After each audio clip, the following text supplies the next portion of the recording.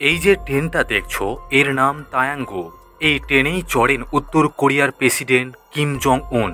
তিনি খুবই কমই দেশের বাইরে যান, কিন্তু যখনই যান তখন প্লেনে না গিয়ে এই বিশেষ ট্রেনে করে যান। এই ট্রেনটাকে অনেকে বলে চলন্ত দুর্গ। এই ট্রেনে চড়ে এবার তিনি রাশিয়া যাচ্ছেন। গন্তব্যস্থল ভোস্তনি কসমোড্রোম, যেখানে তিনি পুতিনের সঙ্গে দেখা করবেন। এই যাত্রায় তাকে যেতে হবে প্রায় 1000 কিলোমিটার, সময় লাগবে 2 দিন। কিন্তু পথটা মোটেই সহজ না, কারণ কিম জং উনের অনেক শত্রু আছে, তাই তার নিরাপত্তা যেন সিনেমার চেয়েও বেশি। তাহলে এই ট্রেন তাকে কিভাবে নিরাপদ রাখে? এই ট্রেন একা চলে না, এর সামনে ও পিছনে আরও 2টি ট্রেন চলে। সামনে যেটা থাকে সেটা দেখে রাস্তায় কোনো বোমা বা ফাঁদ আছে কিনা, এবং পিছনের ট্রেনে থাকে সশস্ত্র নিরাপত্তারক্ষী। উপর থেকে একটা হেলিকপ্টার নজর রাখে পুরো পথ জুড়ে। ট্রেনটা আসলে কেমন?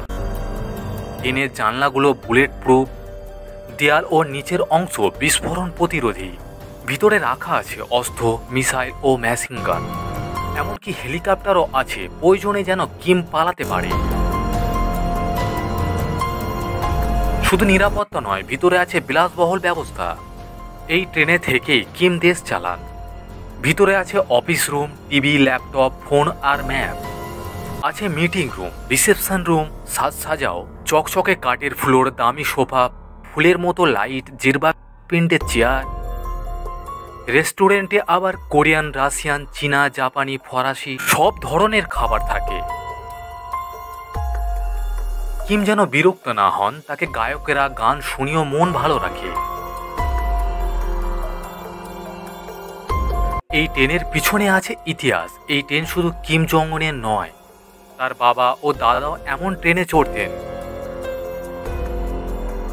2004 সালে একবার ট্রেন যখন চীনের এক স্টেশন পেরিয়ে যায়, সেখানে কিছুক্ষণ পর একটা বিশাল বিস্ফোরণ ঘটে। 160 জন মারা যায়। অনেকে ভাবে এটা ছিল কিমকে মারার চেষ্টা। এমন ঘটনার পর নিরাপত্তা আরো কড়া হয়ে যায়। এই সফরের আসল কারণ কি? অনেকে ভাবছেন এই সফর মূল উদ্দেশ্য বন্ধুত্ব নয়, বরং চুক্তি। রাশিয়া ইউক্রেন যুদ্ধে প্রচুর অস্ত্র খরচ করছে, আর উত্তর কোরিয়ার কাছে আছে অনেক মজুদ। তারা রাশিয়াকে গোলা বারুদ দিতে রাজি, বদলে তারা চাইছে রাশিয়ার কাছ থেকে স্যাটেলাইট ও মিসাইল প্রযুক্তি। শেষ কথা হলো, এই ট্রেন তায়াঙ্গু কিম জং উনের কাছে শুধু বাহন না, এটা তার শক্তির প্রতীক, আবার তার ভয় আর বিচ্ছিন্নতার চিহ্ন। শেষমেশ কিম যখন রাশিয়ায় পৌঁছালেন, পুতিন তাকে দীর্ঘ হ্যান্ডশেক দিয়ে স্বাগত জানান।